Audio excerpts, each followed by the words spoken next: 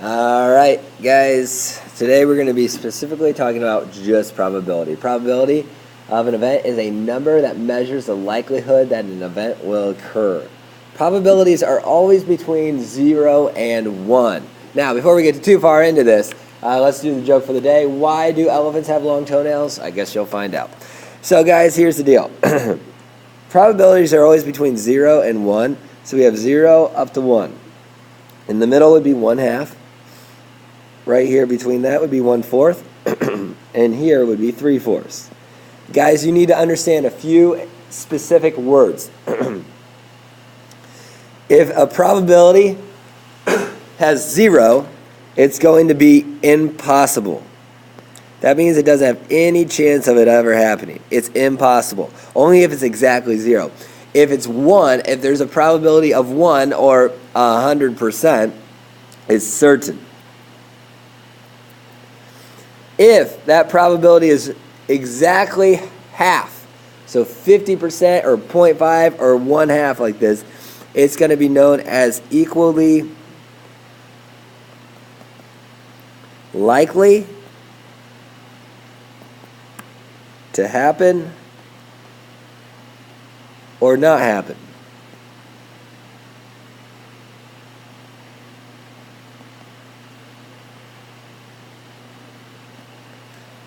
If it's in between this range of 1/2 up to 1, if it's somewhere in there, so like 3/4 or 0.75 or 75%, it's going to be likely.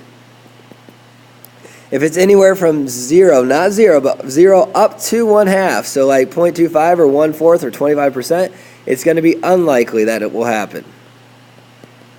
All right? So we're going to look at a few examples of this. Let's go ahead and take a look here. It says the school bus arrives late 2/7 of the time. Well, if we're looking on our scale here, you have 0, you have 1/2, you have 1, and 2/7 falls in between the 0 and 1/2. That's in the unlikely range. So to describe the likelihood of the event given its probability, this is unlikely. Then number 2, the probability that it rains during a hurricane is 1. The probability that it rains during a hurricane is 1. If it's 1, that falls in the very certain range. It's 100%. If it's a hurricane, it's raining, so it's going to be certain. Number 3, there's an 85% chance that you will go to the concert. Well, 85%, 0.85 falls somewhere up in here. That's in the likely range, so the likelihood is likely. All right, let's keep moving on. Now here it says, you randomly choose one mathematical operator from the collection. Find the probability of the event. Now you need to understand something. Probability is known as the number of favorable outcomes over the number of possible outcomes.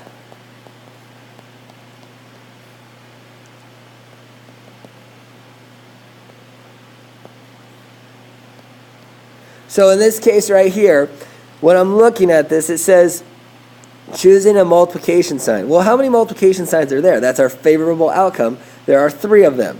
So there's 3 favorable outcomes out of how many possible outcomes? Well, there's 1, 2, 3, 4, 5, 6, 7, 8, 9, 10, 11, 12, 13, 14, 15, 16.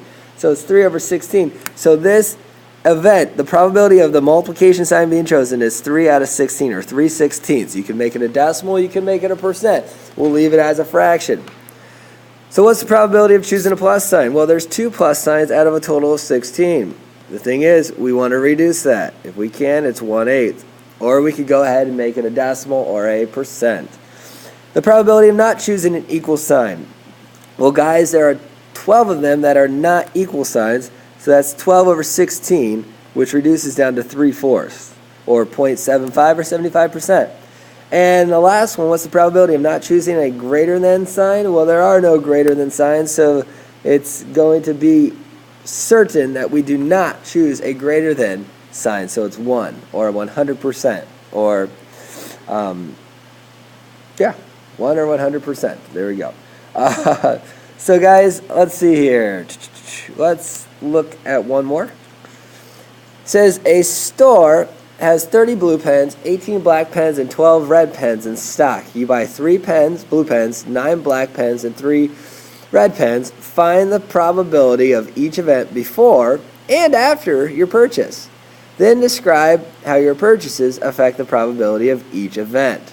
So, in this case, we have a total of how many blue pens, or we have a total of how many pens in the store. We have 30, 18, and 12, so there's a total of 60 pens. So there's 60 pens there. That's your total. Out of the blue pens, the favorable outcomes is 30. So that reduces down to 1/2. Randomly choosing a black pen at the store is going to be this. You'll have 18 out of 60 choices, which will reduce down to 9/30, which will reduce down to 3/10. And then over here, randomly choosing a red pen, well, there are 12 red pens out of a total of 60. That reduces down to 1/5. So those are your probabilities before you buy the pens. But then once you buy them, something happens at the store. So if you buy 3 blue pens, you now have 27 blue. You have 9 black pens, so you're only going to have 9 black pens left. And you're going to buy 3, so there's only going to be 9 red pens left. So in this case, if you guys go ahead and do this, you'll end up having, you have 9 plus 9 plus 27. And when you guys do 9 plus 9 plus 27, you end up getting 45. So now you have 45 total pens. For the blue, for that randomly choosing a blue, you're going to have 27 out of 45 pens left. 27 over 45 will reduce down to 3/5. And then randomly choosing a black pen. Well, now you only have 9 pens out of 45, so that's going to end up being 1/5. And then you randomly choose a red pen. That's going to be 9 out of 45 again, so that's going to be 1/5. So what happens is the red pen's probability actually stayed the same. The probability for the black pen has dropped, and the probability for the blue pen has gone up. So that's how buying those pens affected the probability of randomly choosing one of those pens. All right, so guys, that's it for today. The joke for the day is this: why do elephants have long toenails? Oh, it's to pick their trunks. Have a good one, guys. Bye-bye.